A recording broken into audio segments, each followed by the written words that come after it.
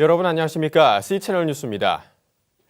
국제구호기구 기아대책이 정정섭 회장 별세를 전후해 내부 혼란을 겪어온 것으로 확인됐습니다. 이에 최근 선출된 이성민 신임 회장은 그동안의 혼란을 수습하고 불법적 관행을 척결해 기아대책 투명성을 높이겠다고 밝혔습니다. 이인찬 기자의 보도입니다. 기독교 정신에 입각해 떡과 복음을 전 세계 구호 현장에 전해온 기아대책. 우리나라에서는 1989년 국내 최초의 해외 원조 NGO로 출발해 현재는 약 45만 명이 후원하고 후원액만도 1,000억 원을 넘는 구호단체로 성장했습니다. 현재는 모 법인인 사단법인 기아대책과 복지법인 기아대책, 재단법인 국제개발원, 행복한 나눔, 섬김 5개 법인으로 구분돼 영역별 구호 활동을 펼치고 있습니다. 그런데 지난 20여 년간 기아대책 회장을 역임한 정정섭 장로가 지난해 11월 말 갑자기 별세하면서 기아대책 내에서는 후임 인선을 두고 논란이 있어 왔습니다. 정 회장 생전부터 후임 회장과 후임 이사장 선출을 두고 빚어온 갈등이 이어진 것으로 보입니다. 이는 복지법인 기아대책의 윤희구 이사장이 최근 언론사들의 호소문을 배포하면서 드러났습니다. 윤 이사장은 기아대책이 특정 단체 출신들에 의해 장악돼 왔다며 정관에도 없는 이 단체 출신을 회장으로 단독 임명했다고 반발한 것입니다. 이 같은 주장에 2월 정기총회에서 선출된 이성민 신임 회장은 기자회견을 열고 적극 해명에 나섰습니다. 이성민 회장은 기아대책 내에서 설 자리를 잃은 윤 이사장이 사실이 아닌 내용을 언론을 이용해 호도하고 있다며 5개 법인 이사 35명 가운데 이 단체 출신은 5명에 불과할 뿐 아니라 인선 절차도 정기총회에서 투명하게 이루어졌다고 반박했습니다.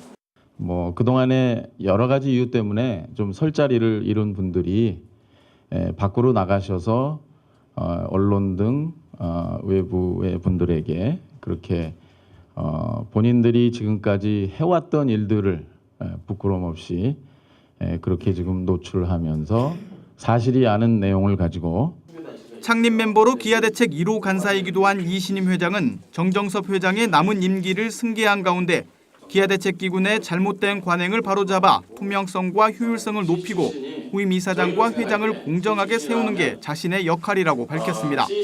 이런 차원에서 기아대책은 부당한 인사행정 등을 이유로 최근 고위 간부들에 대한 권고사직 등의 징계 조치를 단행한 것으로 전해지고 있습니다. 또 기아대책은 42억 원을 지원했지만 경영 악화로 경매 절차 중인 선한이웃병원 관련 계획을 밝혔습니다. 기아대책은 2008년 이사회 결의로 20억 원을 지원했지만 2010년 이후에는 이사회 결의 없이 22억 원이 집행됐다며 관련자들에게 구상권을 청구한다는 방침입니다. 현재는 인천의 한 병원과 매각 협상을 진행 중으로 3차 경매전 이달 말에는 매각 절차를 마무리해 최대한 손실을 줄이겠다는 계획입니다.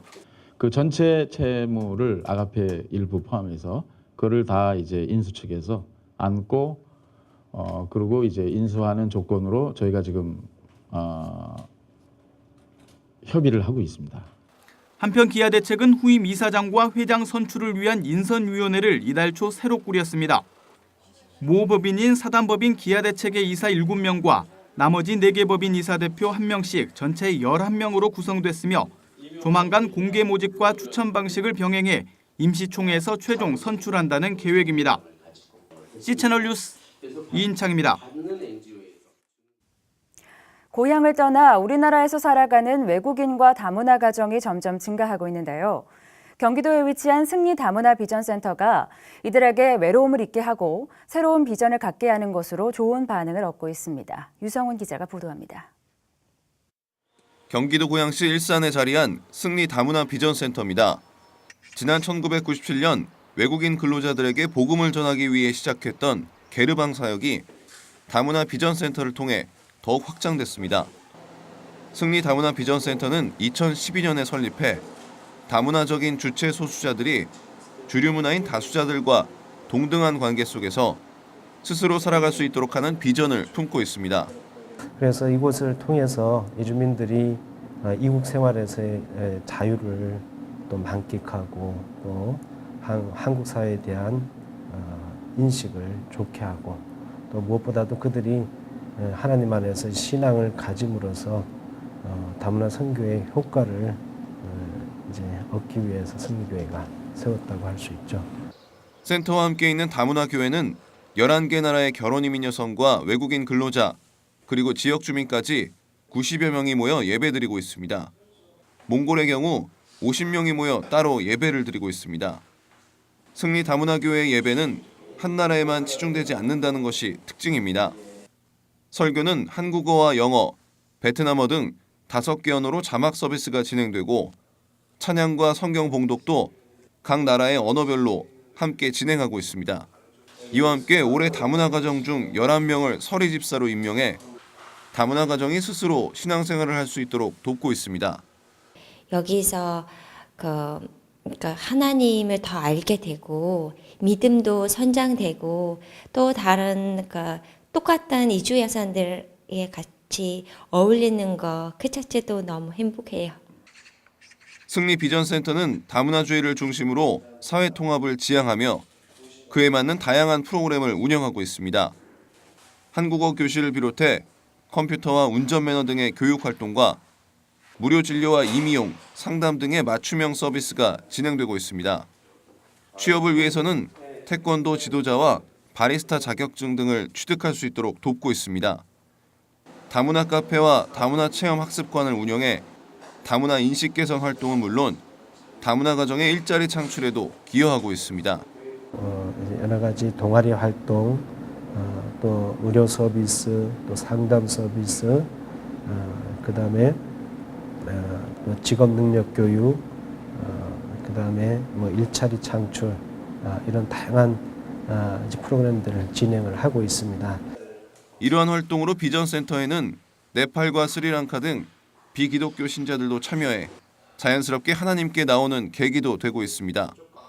승리 다문화 비전센터는 앞으로도 이주민의 한국 사회 적응과 신앙 정체성 회복, 상호 문화를 존중하는 예배 공동체를 만들어가기 위해 예배와 다문화 프로그램 운영에 더욱 힘쓴다는 계획입니다. C채널 뉴스 유성훈입니다. 세월호 침몰 사고로 인한 사망자 숫자가 계속해서 늘어나고 있는 가운데 기독교 윤리실천운동이 세월호 참사와 관련한 기도 제목을 나누고 한국교회에 중보 기도를 요청했습니다.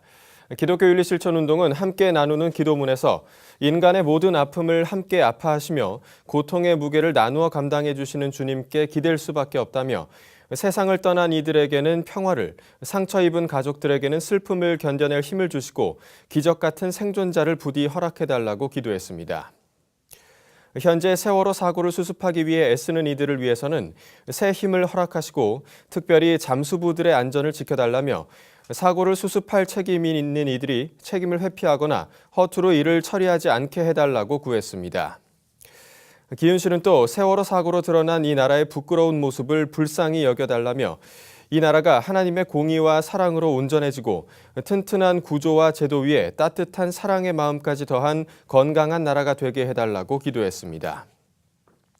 한편 기윤실은 전 국민적 슬픔에 동참하고자 기윤실 일정들을 취소 또는 연기한다며 오는 22일 발표하기로 했던 자발적 불편운동 4월 캠페인 이벤트 결과를 연기하고 29일에 예정됐던 기윤실 원래 포럼은 취소하기로 했습니다.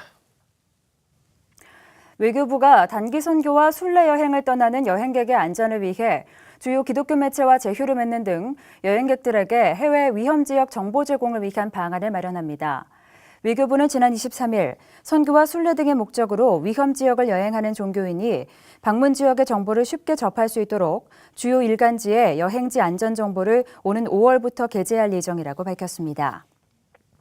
외교부는 또 관광진흥법을 개정해 여행사들이 여행객의 안전 정보를 서면으로 공지하도록 하는 한편 여행 상품 광고 시 안전 정보를 반드시 포함하게 할 방침이라고 덧붙였습니다. 외교부의 이 같은 발표는 지난 2월에 발생한 이집트 타바 지역 버스 폭탄 테러 사건과 관련해 동일한 유형의 사고가 재발하는 것을 방지하기 위한 목적이라고 외교부 관계자는 밝혔습니다. 한편 외교부 윤명세 장관은 지난 22일 대한예수교 장로회 통합총회에 서신을 보내 이집트 버스 테러 사건 희생자와 유가족들에게 위로의 뜻을 전한 것으로 알려졌습니다. 사랑의 원자탄이라 불리는 고 손양원 목사의 생가 복원과 기념관 건립이 경상남도 함안군에서 시작됐습니다. 산돌 손양원 기념사업회와 경남 성시와 운동본부, 경남 기독교총연합회는 지난 23일 경남 함안군에 위치한 손양원 목사 생가터에서 손양원 기념관 착공 감사 예배를 드리고 손 목사의 정신을 되새겼습니다. 이날 예배에 참석한 손양원 목사의 장녀 손동희 권사는 인사말에서 기다리고 기다리던 기념관이 착공되기까지 수고해 주신 분들과 하나님께 감사드린다고 소감을 밝혔습니다. 창원 임마누엘교회 이종승 목사는 한국교회가 배출한 가장 위대한 신앙인 중 한 분이 바로 손양원 목사라며 원수까지 용서한 그의 사랑을 이 시대 크리스천들이 신앙의 유산으로 삼아야 한다고 전했습니다. 올 연말에 완공될 지하 1층, 지상 2층, 건축 면적 727제곱미터 규모의 손양원 기념관에는 전시장과 기록 보관실, 사무실 등이 들어설 예정입니다. 기념사업회는 또 올해 안에 손양원 목사의 평전을 발행하고 손 목사 순교 기념일인 9월 28일에는 기념 예배와 학술 심포지엄을 개최할 계획입니다.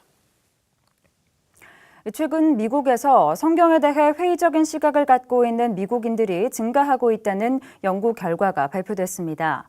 미국 성서협회가 발표한 성경 실태에 관한 연례 보고서에 따르면 성경을 사람이 쓴 이야기 또는 교훈을 담은 책으로 생각하는 인구의 비율이 19%로 나타났으며 이는 2011년 10%보다 증가한 수치입니다. 성서협회는 성경을 하나님의 말씀이라고 믿으며 꾸준히 읽고 있다고 답한 비율은 회의적인 시각을 가진 비율과 동일한 19%로 나타났다고 밝혔습니다. 이번 조사 결과를 보면 18세에서 29세 사이에 속한 세대의 경우 성경이 신성한 책이라고 생각하는 사람의 비율은 64%로 성인보다 15% 적었으며 어떤 책도 신성하지 않다고 답한 비율은 19%로 성인보다 6% 많았습니다. 성서협회는 미국에서 성경을 하나의 문학이나 가이드북 정도로 생각하는 사람이 많아지고 있으며 특히 젊은 세대에 이런 현상이 나타나 미국 사회 내에서 성경의 영향력이 줄고 있다고 말했습니다. 이슬람 극단주의자들의 공격이 계속되고 있는 나이지리아에서 교계 지도자들이 금식 기도를 하며 나이지리아의 평안을 위해 중보하고 있는 것으로 알려졌습니다. 오픈도어 선교회에 따르면 나이지리아 목회자들은 매달 한 주씩 금식 기도를 하며 폭력의 악순환으로 신음하는 나이지리아를 위해 중보하고 있는 것으로 전해졌습니다. 나이지리아의 제임스 목사는 오픈도어 선교회와의 인터뷰에서 칼과 총, 악마의 울부짖음도 그리스도를 위해 일어서려는 우리의 용기를 꺾을 수 없다며 상황이 좋을 때만이 아니라 어떤 상황에서도 복음을 전하고자 한다고 밝혔습니다. 또 포나 목사는 형제들이 곳곳에서 죽임을 당하고 수천 명이 터전을 잃고 교회도 남아있지 않은 상황 속에서 하나님의 얼굴만을 구하고 있다며 오직 예수 그리스도만이 우리를 이러한 시험에서 구원하실 수 있다고 믿음을 드러냈습니다.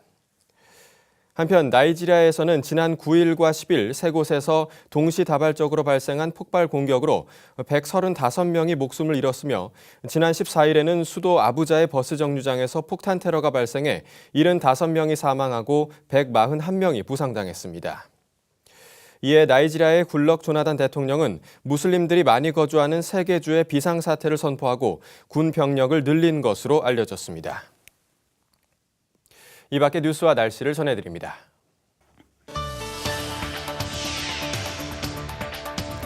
기독교대한 선결교회 전 총회장 황대식 목사가 지난 23일 새벽 향년 86세를 일기로 별세했습니다.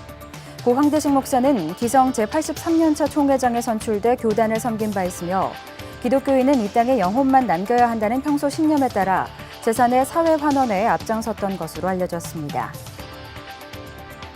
연세대학교 언더우드 기념사업회가 다음 달 16일까지 제14회 언더우드 선교상 후보자를 모집합니다. 언더우드 선교상은 한국 선교를 위해 인생을 바친 언더우드 선교사의 정신과 삶을 기리고자 제정됐으며 지난 2001년부터 26명의 선교사가 이 상을 수상했습니다. 침례신학대학교가 개교 60주년을 맞아 다음 달 27일 기념예배를 시작으로 지역 주민과 함께하는 다양한 행사를 진행합니다. 침신대는 동문음악회와 출판기념회, 생명나눔 캠페인, 장애인과 함께하는 마라톤 등을 진행한다는 계획입니다. 안양감리교회 성도 1,100명이 지난 23일 사후 각막 및 조직, 뇌사시 장기기증 캠페인에 동참했습니다. 생명을 나누는 사람들 조정진 상임이사는 매년 1,700여 명의 각막 이식 대기자 중 500여 명이 각막 이식 수술을 받고 있다며 기증운동에 동참해 줄 것을 독려했습니다. 날씨입니다. 전국이 대체로 맑겠고 서울의 낮 기온이 27도까지 오르겠습니다. 다만 곳곳에 건조주의보가 내려져 있으니 주의하셔야겠습니다. 진도 4고 해역의 경우 오후부터 바람이 강해지고 물결이 높아지겠는데요. 주말과 휴일 사이 기상 상황이 급격히 나빠질 것으로 보입니다.